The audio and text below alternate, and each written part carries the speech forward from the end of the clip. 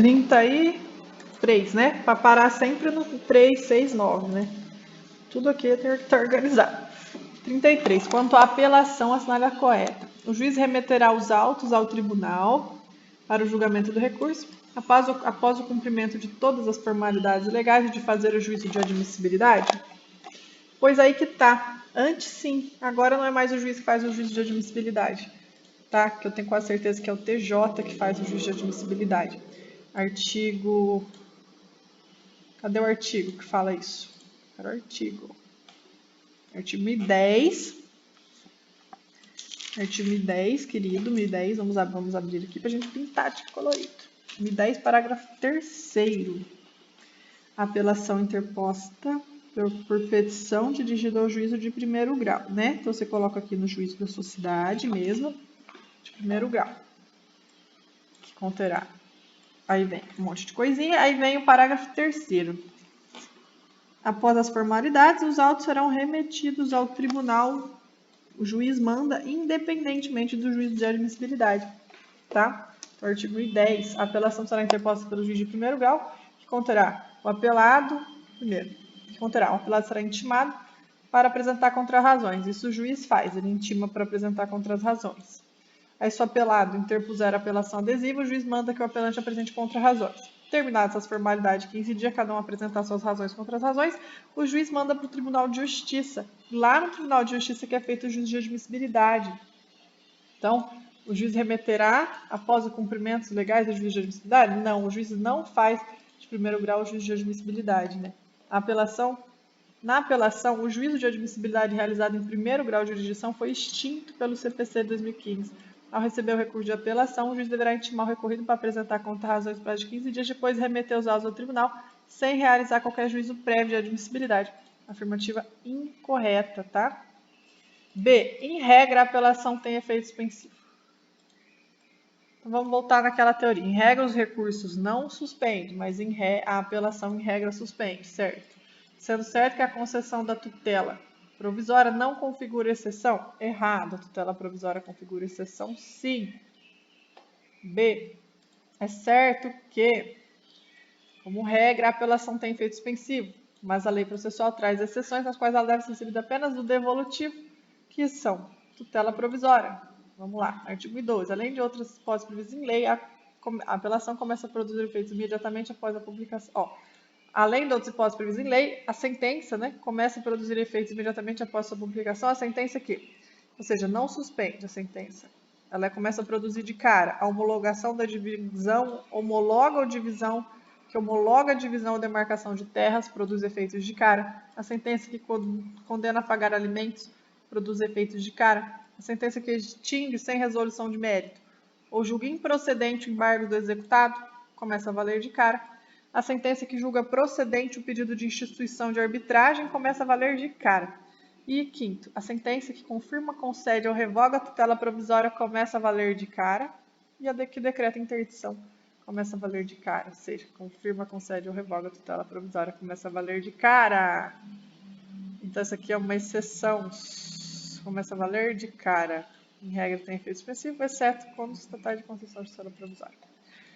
Se o processo estiver em condições de imediato julgamento, o tribunal poderá decidir de logo mérito a questão quando decretar a nulidade da sentença por falta de fundamentação. Perfeito, eu sei que é. Eu sei que é porque eu li, né, agora há pouco numa questão essa daí. Tá vendo? É o que dispõe o artigo 13, parágrafo 3º. Se o processo estiver em condições de imediato julgamento, o tribunal deve decidir desde logo mérito quando reformar a sentença fundada no 485. O 485 são as questões que julga sem resolução de mérito. Indeferir a inicial, o processo ficar parado por mais de um ano por negligência das partes, por não promover atos de diligência que lhe incumbiram ou abandonar as causas por mais de 30 dias, verificar a ausência de pressupostos de constituição e desenvolvimento válido e regular do processo, reconhecer a existência de perempção, dispendência ou coisa julgada, verificar a ausência de legitimidade ou interesse processual, acolher a alegação da existência ou convenção de arbitragem, ou quando o juiz arbitral reconhece sua incompetência. Tudo isso, quando acontecer isso, e você for entrar com uma apelação contra uma sentença que homologa a desistência da ação, Na hora que você entrar com uma apelação, o tribunal pode decidir desde logo o mérito. Na hora que você entrar com uma apelação aqui, ó, em caso de morte da parte que a ação for considerada intransmissível por disposição legal, o tribunal pode decidir desde logo o mérito nos casos expressos nesse código. Então, todo esse caso que o juiz não resolve o mérito, extinção sem resolução de mérito, reconhecer existente preempção, incidência, que tudo isso aqui, na hora que você entra com uma apelação, o tribunal, se ele tiver em condições de imediato julgamento, deve decidir, tá escrito deve decidir desde logo o mérito. Deve decidir desde logo o mérito. Nesses casos que é julgado sem resolução de mérito, ou também nos casos em que decretar a nulidade da sentença por ela não ser congruente com os limites do pedido ou da causa de pedir, o tribunal deve julgar desde logo o mérito. Ou nos casos que constatar a omissão no exame de um dos pedidos, o tribunal deve julgar desde logo o mérito. Ou no caso de decretar a nulidade de sentença por falta de fundamentação, que é o que fala aqui. Se o processo estiver em condições de imediato julgamento, o tribunal poderá decidir desde logo o mérito da questão quando decretar a nulidade da sentença por falta de fundamentação. D. A apelação devolverá ao tribunal toda a matéria discutida no feito, mesmo que não tenha sido impugnada. Essa aqui, a VUNESP faz essa confusãozinha. Tem uma parte que não precisa estar impugnada e tem uma parte que tem que estar impugnada no capítulo da sentença. Lembra disso? Quando que tem que estar no capítulo? Quando tiver vários pedidos e o juiz não analisar um deles. Tá? Que é o artigo 1013. Parágrafo 1º. Fala assim. Serão, porém, objeto de apreciação, julgamento pelo tribunal todas as questões suscitadas e discutidas no processo. Desculpa, as questões suscitadas e discutidas, mesmo que não solucionadas, devem estar no capítulo impugnado. Então, as questões suscitadas e não discutidas devem estar, mesmo que não solucionadas, devem estar, desde que relativas ao capítulo impugnado, serão objeto de apreciação e julgamento pelo tribunal. Essas questões suscitadas e discutidas, mesmo que ainda não solucionadas, desde que relativo ao capítulo impugnado. Então, para estar essa exceção do CPC, que fala desde que relativo ao capítulo impugnado, são as questões suscitadas e discutidas, mesmo que não solucionadas, né? Então, se o processo estiver em condições de a apelação devolver ao tribunal a matéria, toda a matéria discutida no feito, mesmo que não tenha sido impugnada? Não. Mesmo que não tenha sido solucionada, mas ela tem que ter sido impugnada. Olha aqui.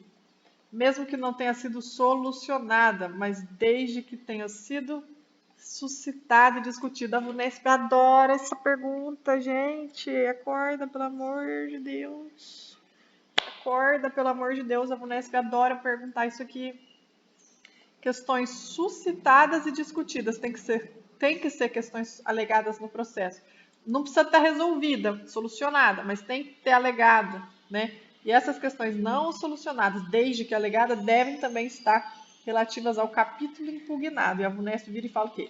A apelação devolverá ao tribunal a matéria discutida, ao tribunal toda a matéria discutida, mesmo que não tenha sido impugnada. Mentira. Tem que ser impugnada, mesmo que não tenha sido solucionada. Não é isso. Mesmo que não tenha sido impugnada, mesmo que não tenha sido insolucionada, tá? É o artigo 3, parágrafo 3º. Se o processo estiver em imediato julgamento... desculpa, é o D. 13, caput. Não. Também, né? Mas ele quis confundir não só com 1013, com o 1013 e parágrafo 1º também, ó. Em sentido diverso, tará, a apelação devolverá ao tribunal conhecimento da matéria impugnada, toda a matéria impugnada. E o parágrafo 1º, além de falar toda a matéria impugnada, o parágrafo 1º serão objetos a VUNESP está tentando confundir assim. Serão, porém, objeto da apreciação e julgamento por tribunal todas as questões suscitadas e discutidas, ainda que não solucionadas. Aí eles viram e falam assim, ainda que não impugnadas, para te confundir. Entendeu? Ainda que não impugnadas, o cacete, desculpa, gente, tem que ser impugnada assim, ainda que não solucionada, mas essas não solucionadas, desde que estejam no capítulo impugnado. A que não precisa estar no capítulo impugnado é essa aqui, ó. O pedido ou a defesa tiver mais de um fundamento, o juiz acolherá apenas um, a apelação devolverá ao tribunal o conhecimento dos demais, é dos pedidos. O Neto também mistura esses dois. E letra E. O capítulo da sentença que revoga